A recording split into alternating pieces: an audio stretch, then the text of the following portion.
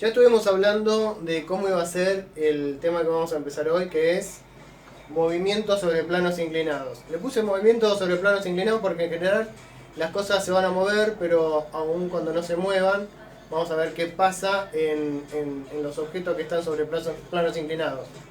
Entonces, suponiendo primero que se vayan a mover, ¿no? Acá tenemos un objeto que está marcado en azul, que está en principio moviéndose, digamos, sobre este plano que está inclinado. Lo que habíamos dicho es que era un movimiento de este tipo, se podía seguir considerando un movimiento en una dimensión, ¿no es cierto? ¿Por qué? Porque se iba a mover a lo largo de este plano inclinado, entonces se podía seguir considerando un movimiento en una dimensión siempre y cuando eligiéramos un par de ejes, un sistema de referencia que sea paralelo, que sea solidario a esa dirección. Entonces, en lugar de poner el sistema de referencia que usualmente elegíamos así, con la dirección horizontal, haciéndolo que sea el eje X y en la dirección vertical que sea el eje Y, lo que vamos a hacer es tomar un eje X que sea paralelo a la dirección de nuestro plano inclinado y por supuesto el eje Y, como siempre, perpendicular al eje X. Entonces, nuestro sistema de ejes va a ser así. Este va a ser el origen, aunque podría estar en otro lado el origen, pero vamos a suponerlo ahí al origen. Este va a ser el eje X positivo y el eje Y positivo. Ahora bien, el tema es que ahora lo que no va a quedar en los ejes, lo que no va a ser, digamos, lo que no va, si elegimos este eje así, el movimiento va a ser sobre el eje X. Pero, ¿qué va a pasar con la fuerza peso? La fuerza peso ahora no va a ser. La fuerza peso siempre apunta hacia el centro de la Tierra, siempre apunta hacia abajo. Entonces, ahora la fuerza peso no va a estar ni en el eje X ni en el eje Y. Entonces, eso nos va a traer cierta complicación, pero es una complicación que la vamos a solucionar fácilmente. En primer lugar, lo que tenemos que darnos cuenta es una cosita. Primero, yo tengo esta hoja donde en esta hoja es un rectángulo, ¿no? Por lo tanto, este lado con este lado forman 90 grados. ¿Está? Si yo estoy así,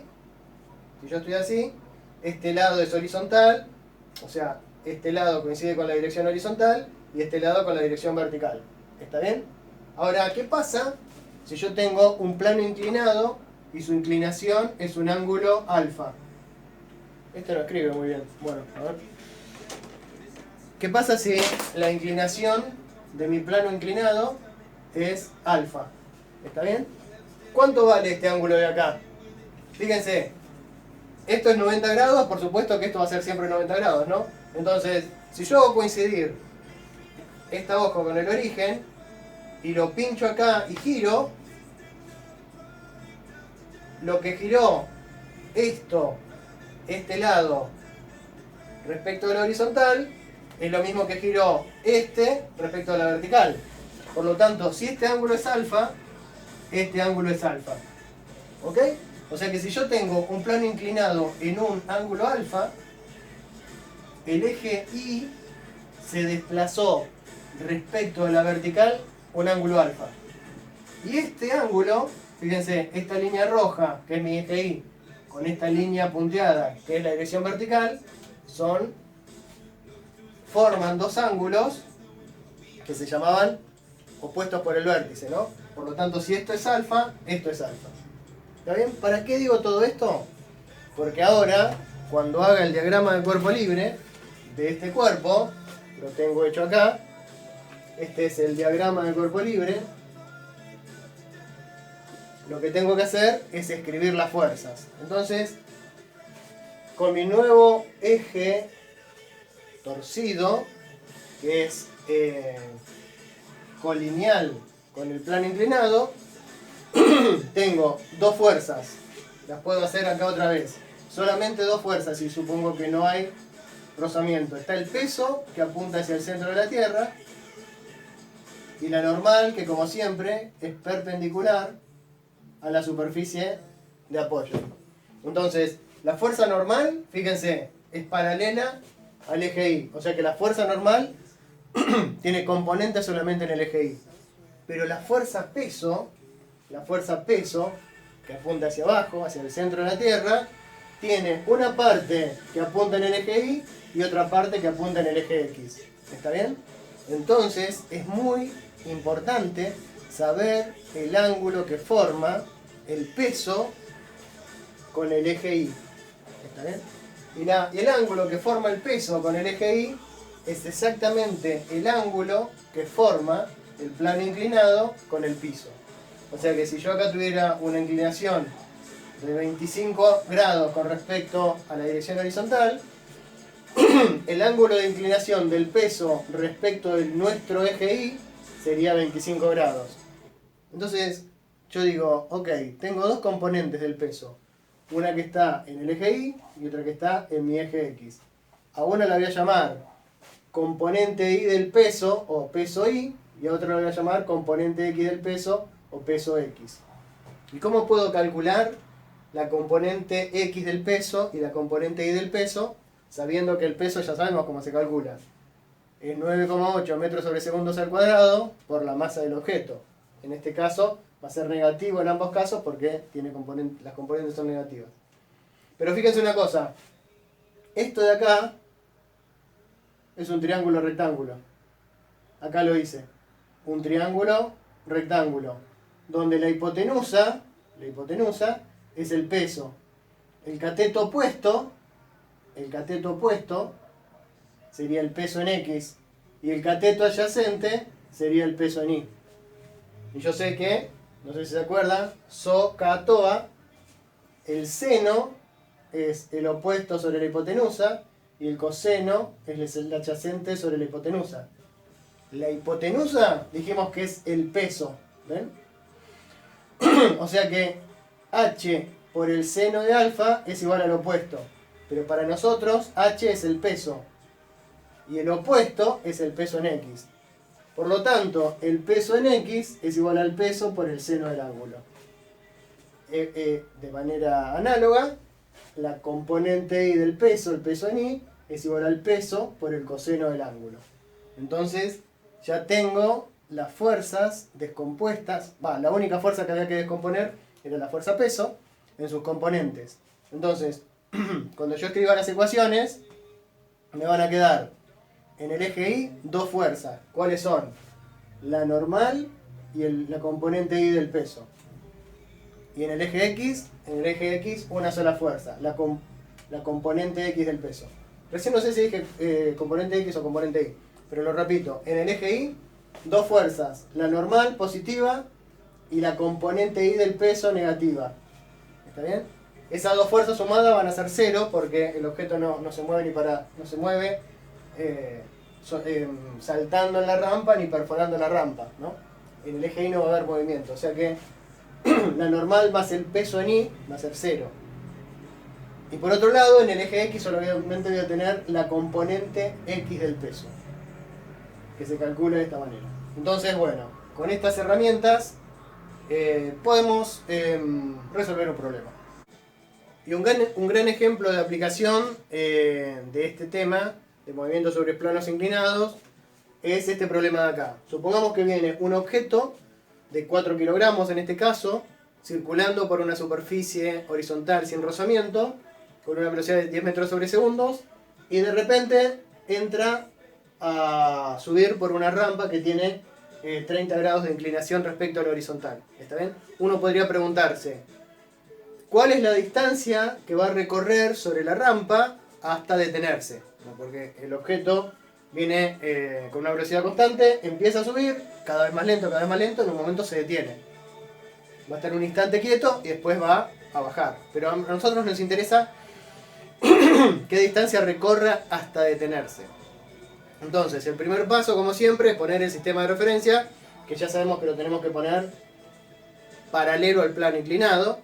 En este caso el ángulo de inclinación es 30 grados. Y lo segundo que vamos a hacer es hacer el sistema de referencia. El sistema de referencia no, el movimiento, el diagrama de cuerpo libre. Entonces, el diagrama de cuerpo libre, acabamos de verlo como es, ¿no? Porque hay solamente dos fuerzas, la normal y el peso. Pero el peso tiene una componente en el eje Y y una componente en el eje X. Mientras que la normal está exclusivamente en el eje Y. Entonces, ¿cómo encuentro cuánto vale la componente en el eje Y y la componente en el eje X del peso? Ya lo sabemos, es de esta manera. El peso es menos 9,8 metros sobre segundos al cuadrado por la masa. Si quiero encontrar la componente Y, lo multiplico por el coseno de 30 grados. Y si quiero la componente X, por el seno de 30 grados. Entonces, en el eje Y tengo dos fuerzas. La normal y la componente Y del peso. Esas dos fuerzas sumadas por la segunda ley de Newton, que dice que la suma de las fuerzas es igual a la masa por la aceleración, me da 0. ¿Por qué? Porque en el eje Y no hay aceleración. Ni sube ni baja. Con respecto al eje Y, ¿no? En este sentido, no va ni para allá ni para allá. Solamente se mueve así. Ok. Entonces, la normal, ahora escribo cuánto es el peso en Y. Menos 9,8 por 4 kilogramos por 0,866. 0,866 es el coseno de 30 grados. ¿Okay? Pueden verificarlo en la calculadora. Esto que está restando pasa sumando y me queda que la normal es 33,95 newton, ¿no? Kilogramos por metro sobre segundo al cuadrado. En este ejemplo, calcular la normal no me sirve para nada. Pero si la superficie tuviese rozamiento, la normal era un dato fundamental. ¿Está bien? Para este problema no nos va a servir para nada. Paso al eje X. En el eje X hay una sola fuerza. La segunda ley de Newton me dice que la fuerza es igual a la masa por la aceleración. Y en este caso hay aceleración, ¿no? El objeto se va frenando. Seguro que la aceleración me tiene que dar negativa. Entonces, efectivamente, el peso en X es menos 9,8 metros sobre segundos al cuadrado por 4 kilogramos por el seno de 30 grados. El seno de 30 grados es 0,5. Y eso tiene que ser igual a la masa por la aceleración. 4 kilogramos son 4 kilogramos y 9,8 metros sobre segundos al cuadrado por 0,5 es 4,9 metros sobre segundos al cuadrado negativo. O sea que la aceleración es menos 4,9 metros sobre segundos al cuadrado negativo en el eje X. Perfecto. Tengo la aceleración. Lo que tengo que escribir ahora son las ecuaciones de movimiento. Como es X en función del tiempo y la velocidad en función del tiempo. Nosotros empezamos a estudiar el movimiento cuando el objeto empieza a subir. Acá. Esa es la posición 0. O sea que la posición inicial es 0. La posición inicial es 0, no la escribo. La velocidad inicial con la que empieza a subir es 10 metros sobre segundo. Entonces es posición inicial que es 0, más velocidad inicial por tiempo, más un medio de la aceleración por tiempo al cuadrado. La aceleración es menos 4,9 y un medio de menos 4,9 es menos 2,45 metros sobre segundos al cuadrado. Ya tengo escrita la ecuación de la posición. Ahora me falta la ecuación de la velocidad, que era velocidad inicial más aceleración por tiempo.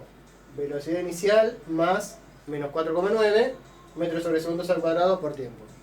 Y ahora hay que saber un poquito de física, pero todos saben responder a esa pregunta de qué pasa cuando el objeto llega al desplazamiento máximo. Lo que pasa en ese punto es que la velocidad vale 0. Por lo tanto, a la ecuación de la velocidad la igualo a 0. Esto que está restando pasa sumando y despejo el tiempo. O sea que el tiempo final, el tiempo que tarda el objeto en detenerse, es 2,04 segundos. Y en ese tiempo quiero saber cuánto se desplazó. Y para el desplazamiento tengo la primera ecuación. Ok, 2,40 segundos. Lo pongo en la primera ecuación y obtengo el desplazamiento sobre el plano inclinado, que es 10,2 metros. O sea que hasta detenerse recorrió una distancia sobre el plano inclinado de 10,2 metros. Mucho más interesante hubiese sido el problema si el plano con rozamiento hubiera tenido rozamiento. El plano con inclinado hubiera tenido rozamiento. Pero bueno, ese lo dejamos para la próxima.